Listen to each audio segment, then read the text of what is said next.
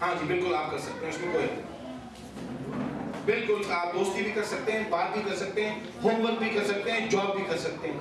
Absolutely جو گناہ ہے وہ نہیں کر سکتے. عورت اور مرد کا کہ آپس میں انسان اتنا کلوز ہو جائے کہ جس کے نتیجے میں اللہ تبارک و تعالیٰ کی بارگاہ میں انسان شرمندہ ہو اور وہ ہم سب کو بتائے وہ کیا چیز ہے. بچیاں بیٹھے بچے بیٹھے مجھے بتانے کی ضرورت نہیں. I think it's obvious. سفر کی نماز کا کیا حکم ہے؟ سفر کی نماز یہ ہے کہ جب انسان سفر کرے تو ظہر کی نماز اور عصر کی نماز اور عشاء کی نماز، یہ 3 نمازیں ہیں. یہ 4 رکعتوں والے فرض ہیں نا، اس میں ان میں 2 فرض پڑھنے ہیں 4 کی بجائے. That's it. بیٹھ کے پڑھ سکتے ہیں یا ویسے ہی ادا کرنا ہے؟ پہلے سمجھ گئے نا، کس کو بولتے ہیں؟ کسر کرنا.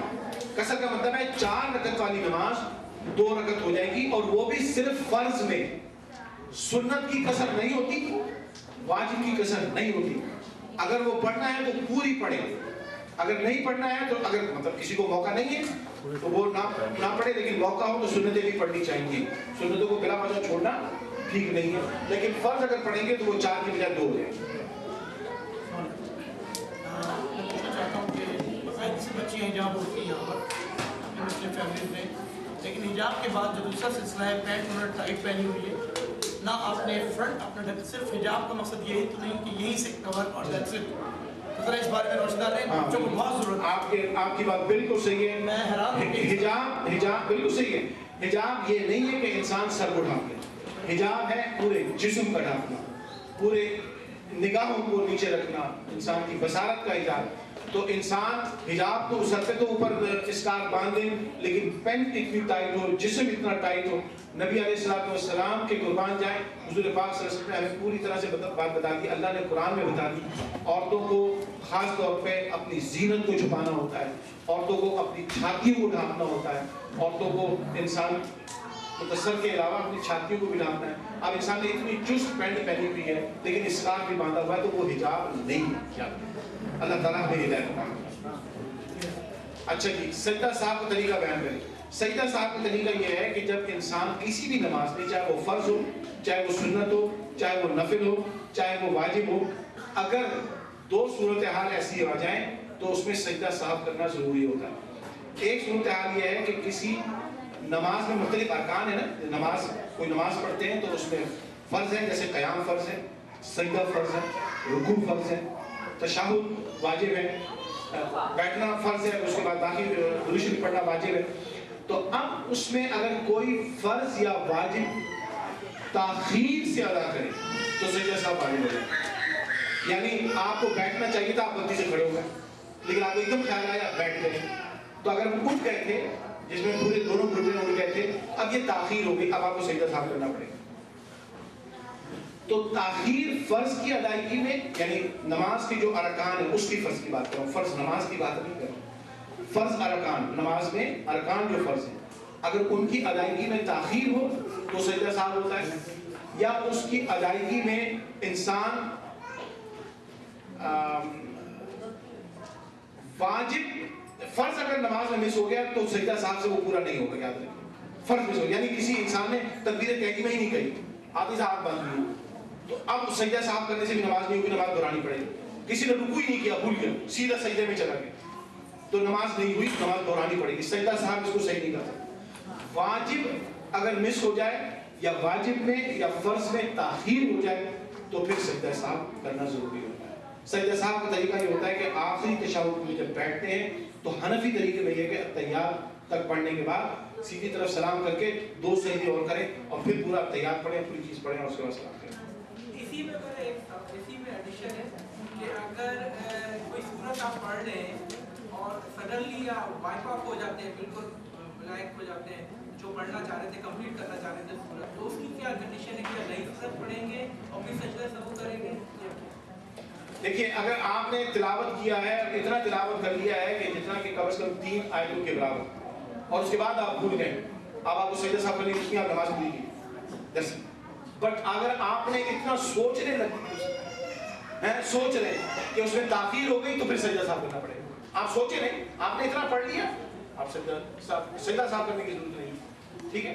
ہاں لیکن اگر آپ اس میں سوچ میں اس میں پاز آ گیا اور تاخیر ہو گئی رکوع کرنے میں تو پھر آپ اسے سجدہ سڈنلی لائک بھول گئے ہاں you just blank out right اور آپ نے اتنا پڑھ لیا ہے جیسے تین یعنی ایون ایک آیت بھی اگر بڑی والی ہو رہی ہے تو کافی جی میں بالکل یہ سوال دیکھیے وہ بات وہی سوال تھی کہ مارگیج کے سلسلے میں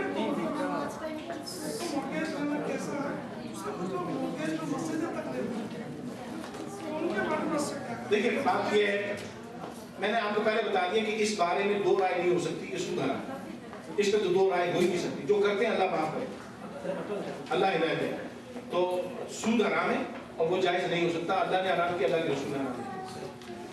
اب ہوتا یہ ہے کہ ہم ان ملکوں میں آ گئے، میں جب تو اسلامی ملکوں کی بات کروں نہیں نارتھ امریکہ کی بات نہیں، میں پاکستان کی بات کرتا ہوں، بجاوٹ بھی ہو سکتا ہے یا پاکستانی بھی پاکستان کے اندر بھی مجھے بتائیے کون سا ایسا ادارہ ہے جہاں انٹرسٹ فری آپ کو لون ملتا ہے؟ نہیں، دیر از نن۔ میں نے سعودی عرب میں یونیورسٹی میں 7 سال پڑھایا ہے، ہزاروں میرے سعودی اسٹوڈنٹ ہیں، ہزاروں۔ سعودی عرب کے اندر وہ جو گورنمنٹ دیتی ہے ایڈ وہ تو الگ بات ہے، لیکن آپ بینک سے لون انٹرسٹ فری نہیں لے سکتے۔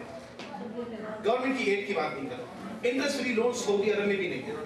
مسجدوں میں نماز پڑھ سکتے ہیں، میں آ رہا ہوں، وہاں پر قانون جو ہے سود حرام ہے وہاں، ہاں لیکن سود ہے وہاں، آپ بینک آپ کو سود دیتا ہے، بالکل۔ سعودی عرب میں اگر آپ بینک جو ہیں ان میں آتے ہیں، بلکہ شاہ فیصل بینک کا ہیڈ کوارٹر آپ کو معلوم ہے سعودی عرب میں نہیں ہے بلکہ بحرین میں، کیونکہ وہ انٹرسٹ فری بینک ہونے کے نتیجے میں اس کو ہیڈ کوارٹر بنانے کی اجازت نہیں تھی، سعودی گورنمنٹ نے خود دی تھی، تو ایک ڈفرنٹ ڈسکشن ہو جائے کہ I don't want to go there, ٹھیک ہے؟ تو آپ کو سمجھ رہے نا، تو آپ کو انٹرسٹ فری کہیں سے لون نہیں ملتا۔ اب آپ جب اگر آپ کو چاہیے loan, you have no option, سب سے پہلے اگر آپ کے پاس آپشن ہے تو قرضہ لینے سے بچیے، یہ اسلام میں پہلا حکم۔ رسول پاک صلی اللہ علیہ وسلم نے بلا ضرورت قرضہ لینے کو منع، بلکہ اب بات ترین ہو جائے گی، رسول پاک صلی اللہ علیہ وسلم کے پاس نماز جنازہ جب آتی تھی، کسی کوئی انسان مر جاتا ہے تو حضور پاک نماز جنازہ پڑھانے سے پہلے پوچھتے تھے بتائیے اس پہ قرضہ ہے کہ نہیں، پوچھتے تھے۔ تو اگر ان کو کہا کہ رسول اللہ اس پہ قرضہ ہے تو آپ پوچھتے تھے جناب کتنا چھوڑ کے مرا ہے کہ قرضہ ادا ہو سکتا ہے؟ اگر کہتے تھے ہاں یا رسول اللہ اتنا چھوڑ کے مرا ہے کہ قرضہ ادا ہو سکتا ہے تو رسول اس کی نماز جنازہ پڑھاتے تھے، اور اگر یہ بتا دیا جاتا تھا کہ نہیں یا رسول اللہ اتنا قرضہ چھوڑ کے مرا ہے کہ ادا نہیں ہو سکتا، حضور اس کی نماز جنازہ خود نہیں پڑھاتے تھے، کسی صحابی کو کہتے تھے تم پڑھا دو، اتنا ہے۔ تو بلا ضرورت قرضہ اٹھانا ہمارے دین میں ویسے ہی جائز نہیں۔ اب اگر ضرورت کی وجہ سے کسی کو بزنس شروع کرنا ہے یا گھر خریدنا ہے اور آپ رینٹ پہ نہیں رہنا چاہتے، رینٹ پہ نہیں رہ سکتے یا رہنا نہیں چاہتے، اس ضرورت کی وجہ سے آپ کو اگر آپشن اویلیبل نہیں ہے، اگر آپشن ہے بلا ضرورت انٹرسٹ فری قرضے کا تو وہ لے لیجیے، اور نہیں ہے تو آپ اگر لیں گے تو یاد رکھیے یہ حرام ہی ہوگا۔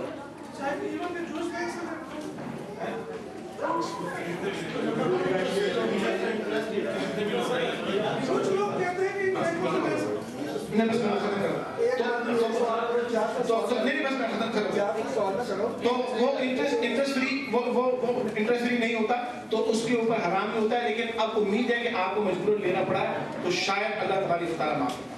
اور میجورٹی لوگوں کی ایسی ہے یہاں پر کینیڈا میں بھی اور پاکستان میں بھی جنہوں نے لون لیا ہوا ہے، یہاں کی بات نہیں کر رہا، لوگ کہتے ہیں کہ نارتھ امریکہ میں سود جائز ہے، ایبسولوٹلی حرام، کئی لوگوں نے کہا یہ بات، ایبسولوٹلی حرام، سچویشن ایسی ہے کہ آپ کر سکتے ہیں، نہیں سچویشن پاکستان کی بھی ایسی ہے۔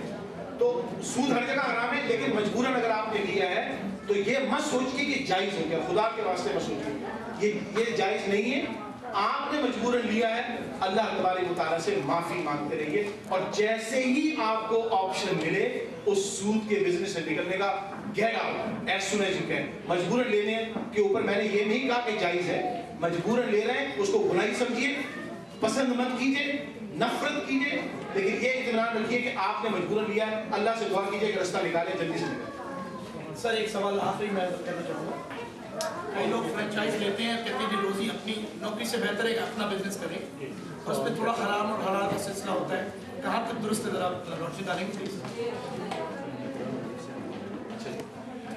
دیکھیے اس میں نے وہی کہا، یہ دیکھیے آپ کا اور اللہ کا معاملہ، اللہ تعالیٰ آپ کی مجبوری کو جانتا ہے کہ آپ کتنے مجبوری ہیں، مجھ سے تو چھپا سکتے ہیں، میں آپ سے چھپا سکتا ہوں، آپ کے سامنے میں جھوٹ بھی بول سکتا ہوں، پریٹینڈ بھی کر سکتا ہوں، رب کے سامنے نہیں کر سکتا، ہی نوز۔ کہ آپ کی کیا سچویشن ہے. میرے خیال میں اس کو آپ اس بندے اور اللہ کے درمیان چھوڑ دیا جائے. اس کو ہمیں سمجھانا ضرور چاہیے کہ بھائی اگر اس سے بچ